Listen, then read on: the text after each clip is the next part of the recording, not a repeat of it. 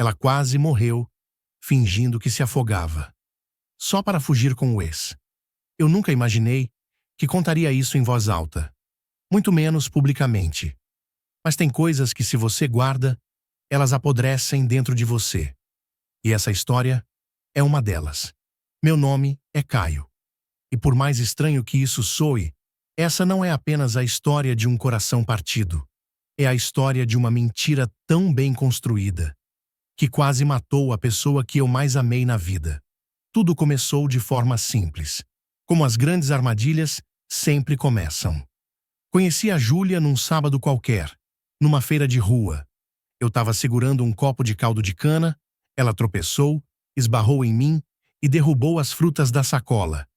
Me abaixei para ajudar, a gente riu, trocou um comentário bobo e eu fiquei preso naquele sorriso. Era como se ela estivesse exatamente onde precisava estar. Como se tudo tivesse sido escrito antes. Tinha algo na Júlia que fazia o tempo desacelerar. Uma mistura de doçura com algo que eu só conseguiria definir depois. Inquietação. Começamos a conversar ali mesmo. Saímos alguns dias depois. E foi como se o mundo inteiro conspirasse para nos juntar. Ela dizia que nunca tinha amado de verdade. Que os homens do passado dela tinham sido todos rasos. Que ela procurava profundidade, verdade, entrega. Eu, que sempre fui o tipo de cara que ama por inteiro, me entreguei sem freio. Júlia parecia admirar isso em mim.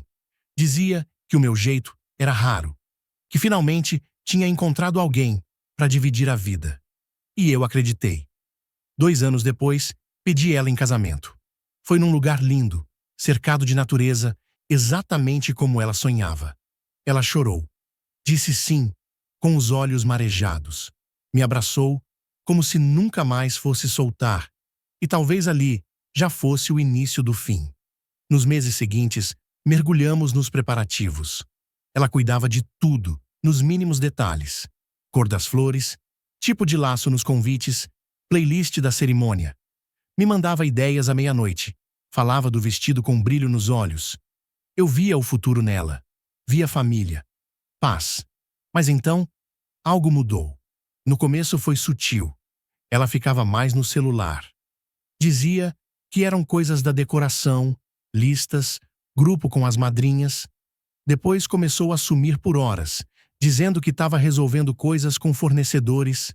Às vezes, voltava com o olhar perdido, como se tivesse chorado. Eu perguntava o que tinha, e ela sorria. Sempre o mesmo sorriso. Mas agora, vazio. É só o estresse, amor.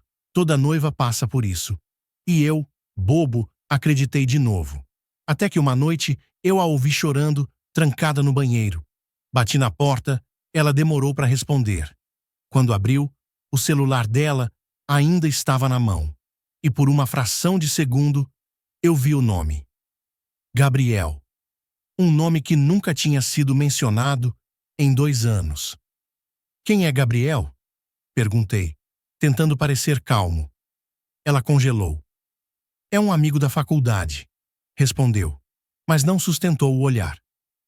Foi alguém que marcou minha vida. A gente perdeu o contato. Ele reapareceu.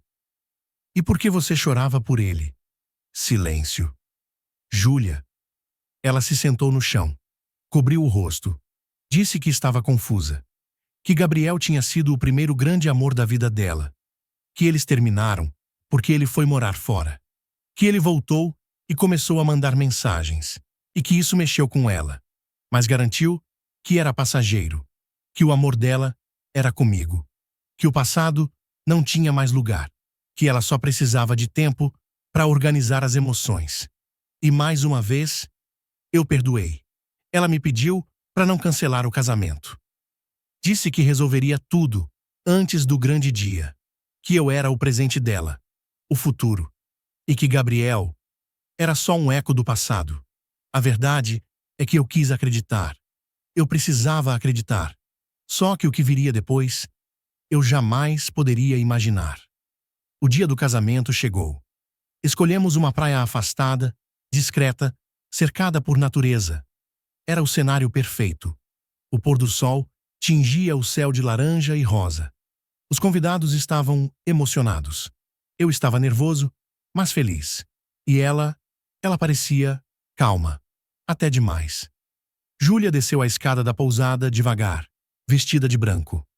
O vestido era simples, mas perfeito. Seu cabelo estava preso com flores do campo. E seu olhar era outro. Não era emoção, era alívio, como se estivesse prestes a se libertar de alguma coisa. A cerimônia começou. As palavras do celebrante ecoavam entre o barulho das ondas e o som suave de um violão. Quando chegou o momento dos votos, ela hesitou, me encarou por 3 segundos longos, respirou fundo, soltou o buquê e disse: "Preciso de 1 minuto." Virou de costas e correu em direção ao mar. No começo, todos pensaram que era alguma surpresa, algum gesto simbólico, mas ela não parou. Foi entrando na água, correndo, indo fundo, e então começou a se debater. Alguns gritaram, outros correram. Eu fiquei sem reação por um instante, mas quando vi que ela não emergia, me joguei. As ondas batiam forte, a corrente puxava. Júlia estava desacordada, flutuando com o rosto virado para baixo. Consegui pegá-la pelos braços e trazê-la até a areia com a ajuda de um amigo. Ela tossia, vomitava água salgada, tremia. Teve convulsões leves. Foi levada de ambulância ao hospital. O diagnóstico: ingestão excessiva de água, leve princípio de afogamento, risco moderado de parada respiratória. Ela quase morreu. Todos diziam que foi um ataque de pânico, que o estresse fez ela surtar. Mas nada fazia sentido. Até que horas depois, no hospital, o celular dela vibrou. E, sem querer, o aparelho acendeu a tela. Uma notificação. Um áudio. Um nome. Gabriel. Eu coloquei o celular no ouvido. A voz dizia: "Júlia, o barco tá te esperando na curva da enseada. Era só nadar até lá. Você tá bem? Conseguiu sair?" Foi nesse momento que tudo fez sentido. E tudo desabou. Ela não teve um ataque. Não surtou. Ela planejou. Fingiu que estava se afogando. Para fugir comigo no dia do nosso casamento. Ela armou tudo. Tinha um barco esperando. Um homem esperando. O exemplo. O passado. Só não esperava que a correnteza estivesse mais forte. Que o plano fosse quase virar tragédia real. Ela quase morreu, tentando fugir de mim. Eu fui embora do hospital, sem dar explicações, sem escândalo, sem cena. Só com um vazio que tomava o peito inteiro. Dias depois, ela me procurou. Apareceu na porta da casa da minha mãe, chorando, implorando para conversar.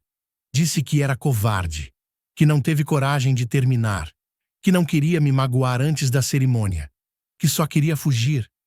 Disse que Gabriel apareceu semanas antes do casamento, dizendo que a amava, que sempre a amou, que voltou para o Brasil por causa dela, que estava disposto a recomeçar. E ela se perdeu. Quis reviver o passado. Quis escapar da vida perfeita. Ela disse que planejar o casamento era como construir uma prisão, que tudo ficou grande demais, que o medo tomou conta e que, no fundo, ela sabia que estava errada. Mas fez mesmo assim. Ela pediu perdão. Chorou, gritou, implorou, mas não havia mais nada em mim. Ela destruiu algo que não se reconstrói. A confiança, o amor. Pode até resistir à dor, mas a confiança, não. Hoje, eu sigo. Não com ódio, nem com tristeza, mas com cicatrizes. Ainda tenho sonhos com o mar, com ela afundando, com o som daquele áudio. Mas acima de tudo, tenho alívio. Alívio por não ter me casado com uma farsa. Alívio por ter visto a verdade antes de dizer sim. E sabe o mais irônico? Ela sobreviveu à tentativa de fuga. Mas nós dois afundamos ali mesmo. E se você chegou até aqui, é porque essa história te prendeu de algum jeito. Então se inscreve no canal. Aqui, toda semana, você vai ouvir histórias reais, absurdas e inesquecíveis. Histórias que parecem mentira, mas são só a parte mais sombria da vida real.